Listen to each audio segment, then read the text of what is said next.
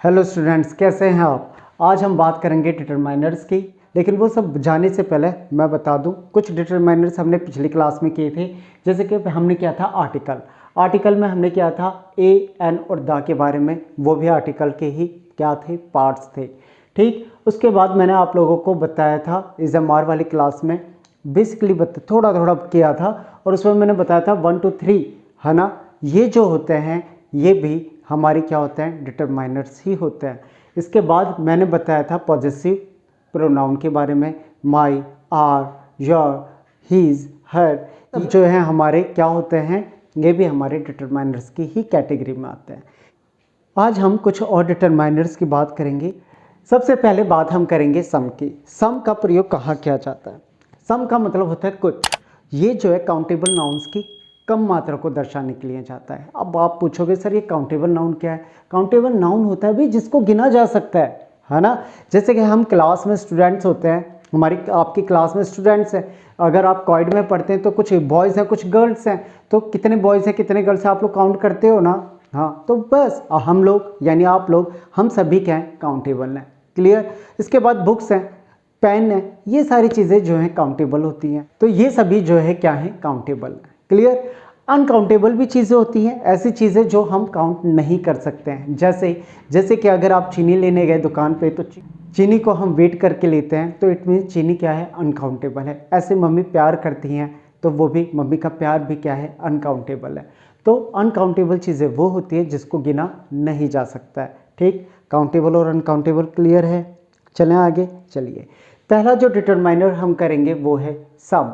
सम means होता है कुछ, नाम से ही पता चल रहा है कुछ। सम का प्रयोग किया जाता है काउंटेबल नाउन की कुछ मात्रा को दर्शाने के लिए। ठीक, कभी कभी इसका प्रयोग किया जाता है अनकाउंटेबल नाउन को भी शो करने के लिए किया जाता है, लेकिन बेसिकली इसका प्रयोग किया जाता है काउंटेबल नाउन्स की कम मात्रा को दर्शाने के लिए। तो अगला हम करते हैं यूज ऑफ एनी। एनी का मतलब होता है कोई या कोई भी।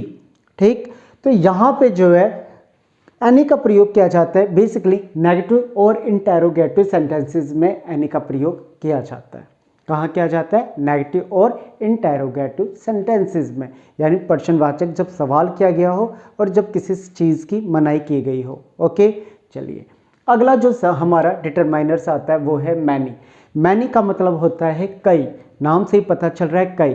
तो ये जो है कई का मतलब हो गया ढेर सारे, यानी काउंटेबल नाउन जिनको गिना जा सकता है, उनकी अधिक मात्रा को दर्शाने के लिए किसका प्रयोग किया जाता है, मैनी का प्रयोग किया जाता है।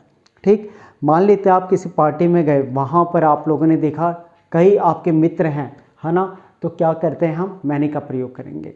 अब कैसे करेंगे वो चिंता ना करें, अगली ही क्लास है उसमें हम करेंगे, अगली वीडियो में। इसके बाद जो है हमारी बात आती है किसकी, मच की। मच जो है अनकाउंटेबल नाउन की ज़्यादा मात्रा को दर्शाता है। किसको, अनकाउंटेबल, जिसको गिना नहीं जा सकता, उनकी ज़्यादा मात्रा को दर्शाने के लिए किया जाता है। मच हमेशा सिंगुलर रूप में ही यूज़ किया जाता है। क्यों, क्योंकि ये अनकाउंटेबल नाउन्स को दर्शाता है, और अनकाउंटेबल नाउन्स हमेशा क्या होती है, सिंगुलर होती है। क्लियर। चलिए अगला डिटरमाइनर हमारा है ऑल। ऑल का प्रयोग कहाँ किया जाता है। ऑल का मतलब होता है सब।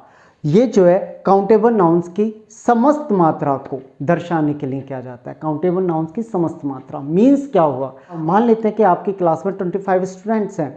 अब सर आते हैं और कहते हैं कल अपने देश भारत पे आप सभी ने एक पैराग्राफ लिख के लाना है। तो आप सभी, इट मीन्स वहाँ पे हम क्या बोलेंगे, ऑल द स्टूडेंट्स। ओके, आगे चलें। इसके बाद अगला जो हमारा आता है वो है हॉल, WHOLE। इसका प्रयोग, इसका मतलब होता है समस्त।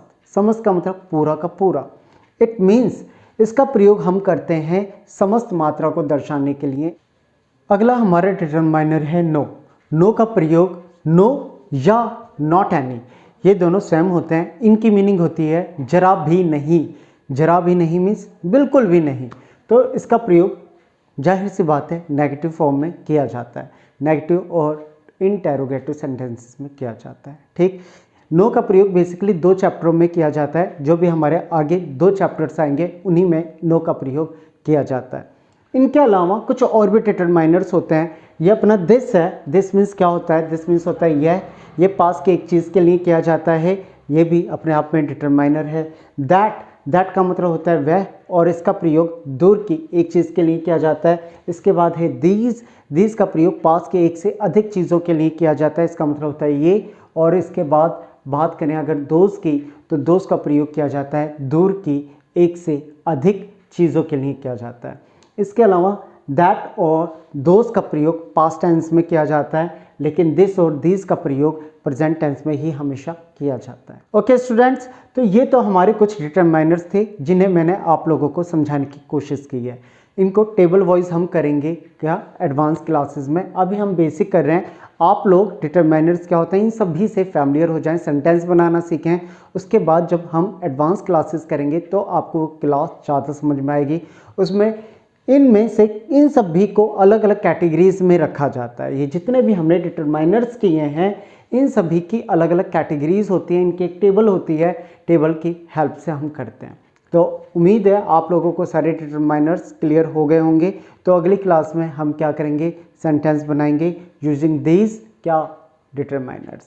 ओके, चलिए तब तक के लिए क्या करना है, आप लोगों ने एक बार इनको बार बार पढ़ना है, देखना है, समझना है, और उसके बाद जो है जब हम सेंटेंसेस करेंगे ताकि आपको दिक्कत बिल्कुल भी ना आए।